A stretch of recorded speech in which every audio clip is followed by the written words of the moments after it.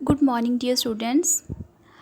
Today we are going to read out our first poem, Character of a Happy Man, written by Sir Henry Wotton.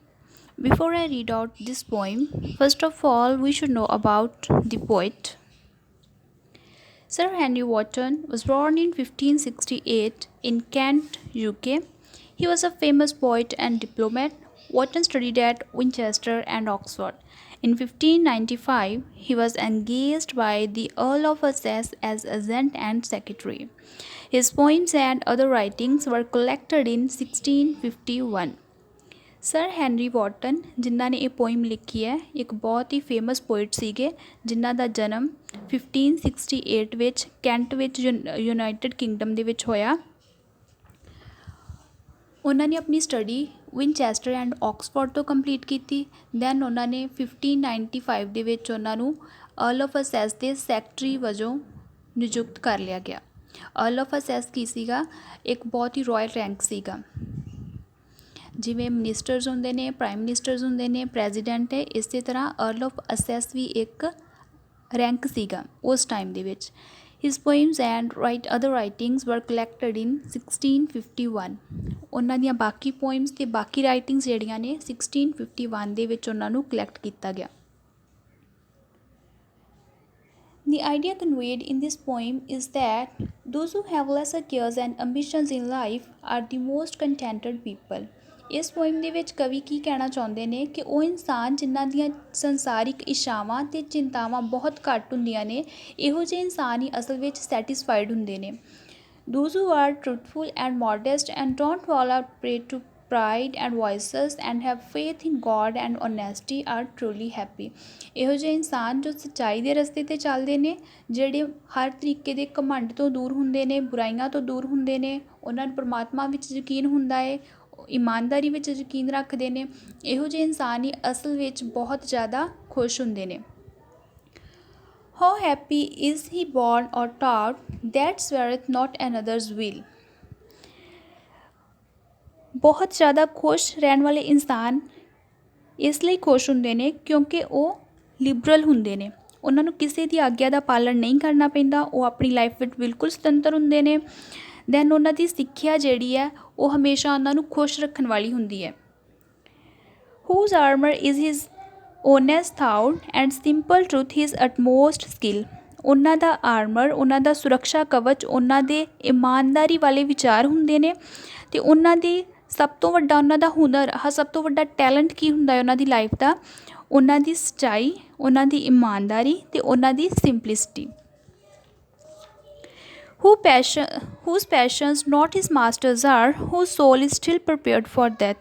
ਉਹਨਾਂ ਦੀਆਂ ਇੱਛਾਵਾਂ ਉਹਨਾਂ ਦੀਆਂ ਮਾਲਿਕ ਨਹੀਂ ਹੁੰਦੀਆਂ, ਉਹਨਾਂ ਦਾ ਆਪਣੀਆਂ ਇੱਛਾਵਾਂ ਦੇ ਉੱਪਰ, ਆਪਣੀਆਂ ਡਿਜ਼ਾਇਰਸ ਦੇ ਉੱਪਰ ਪੂਰਾ ਕੰਟਰੋਲ ਹੁੰਦਾ ਹੈ ਔਰ ਉਹਨਾਂ ਦੀ ਆਤਮਾ ਜਿਹੜੀ ਆ ਹਮੇਸ਼ਾ ਡੈਥ ਵਾਸਤੇ ਵੀ ਪ੍ਰੀਪੇਅਰ ਰਹਿੰਦੀ ਹੈ, ਉਹਨਾਂ ਨੂੰ ਮੌਤ ਤੋਂ ਵੀ ਡਰ ਨਹੀਂ ਲੱਗਦਾ। United unto the world with care of public fame or private breath.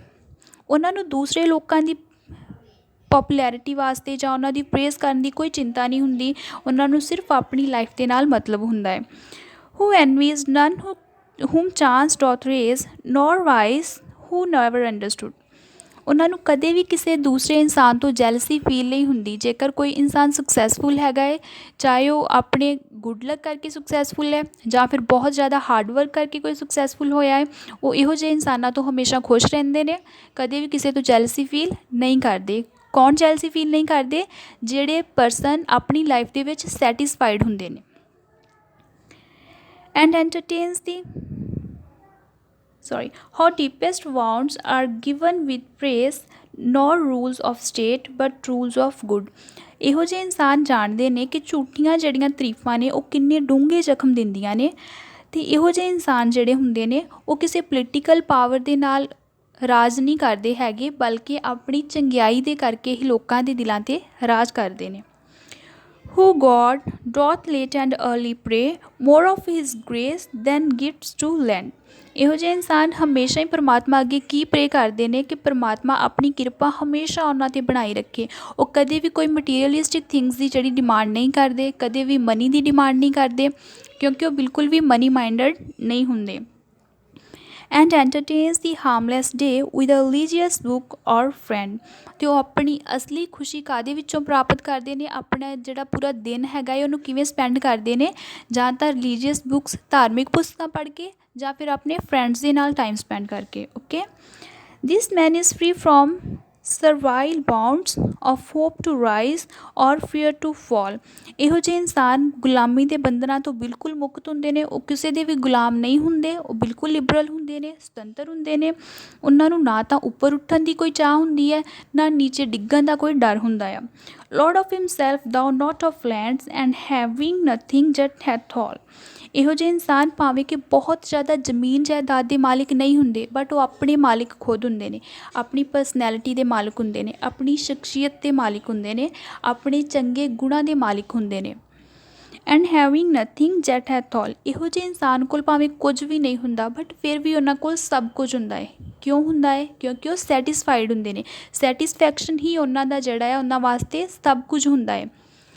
ਸੋ ਇਸ ਪੋਇਮ ਦੇ ਵਿੱਚ ਕਿਸ ਪਰਸਨ ਦਾ ਕਰੈਕਟਰ ਦੱਸਿਆ ਗਿਆ? ਇੱਕ ਬਹੁਤ ਜ਼ਿਆਦਾ ਖੁਸ਼ ਰਹਿਣ ਵਾਲੇ ਪਰਸਨ ਦੇ ਕਰੈਕਟਰ ਨੂੰ ਦੱਸਿਆ ਗਿਆ ਹੈ ਕਿ ਕੋਈ ਖੁਸ਼ ਇਨਸਾਨ ਜਿਹੜਾ ਹੈ ਕਿਵੇਂ ਰਹਿ ਸਕਦਾ ਹੈ। ਉਹ ਇਨਸਾਨ ਹੀ ਆਪਣੀ ਲਾਈਫ ਵਿੱਚ ਖੁਸ਼ ਰਹਿ ਸਕਦਾ ਹੈ ਜਿਹੜਾ ਆਪਣੀ ਲਾਈਫ ਤੋਂ ਸੈਟਿਸਫਾਈ ਹੈਗਾ ਹੈ, ਜਿਹਦੀਆਂ ਡਿਜ਼ਾਇਰਸ ਬਹੁਤ ਘੱਟ ਨੇ, ਜਿਹੜਾ ਕਿਸੇ ਤੋਂ ਜੈਲਸੀ ਫੀਲ ਨਹੀਂ ਕਰਦਾ।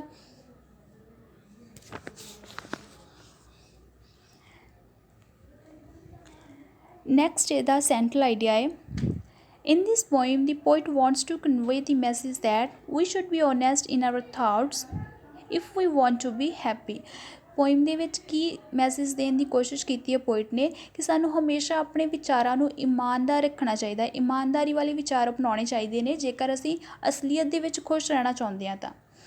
The poem gives the secret of a truly happy person's life। Poem ਜਿਹੜੀ ਹੈ ਇੱਕ ਖੁਸ਼ ਰਹਿਣ ਵਾਲੇ ਇਨਸਾਨ ਦੇ ਸੀਕਰੇਟਸ ਨੂੰ ਬਿਆਨ ਕਰਦੀ ਹੈ। ਸੱਚ a person leads an honest life. ਇਹੋ ਜਿਹਾ ਇਨਸਾਨ ਜਿਹੜਾ ਹੈ ਇਮਾਨਦਾਰੀ ਵਾਲੇ ਰਸਤੇ 'ਤੇ ਚੱਲਦਾ ਹੈ। ਹੀ ਇਜ਼ ਜੈਲਸ ਆਫ ਨਨ। ਉਹ ਕਿਸੇ ਤੋਂ ਵੀ ਜੈਲਸੀ ਫੀਲ ਨਹੀਂ ਕਰਦਾ। ਹੀ is content with what ever little he has. ਉਹ ਹਮੇਸ਼ਾ ਸੰਤੁਸ਼ਟ ਰਹਿੰਦਾ ਹੈ ਚਾਹੇ ਉਹਦੇ ਕੋਲ ਜਿੰਨਾ ਕੁ ਵੀ ਕੁਝ ਹੁੰਦਾ ਹੈ। He is not a slave of passions. ਉਹ ਆਪਣੀਆਂ ਇੱਛਾਵਾਂ ਦਾ ਗੁਲਾਮ ਨਹੀਂ ਹੁੰਦਾ। He follows the path of goodness. ਉਹ ਹਮੇਸ਼ਾ ਹੀ ਚੰਗਿਆਈ ਦੇ ਰਸਤੇ ਨੂੰ ਅਪਣਾਉਂਦਾ ਹੈ। I hope you got it, whatever I explained, but if you have any doubts, you can ask me. Thank you so much.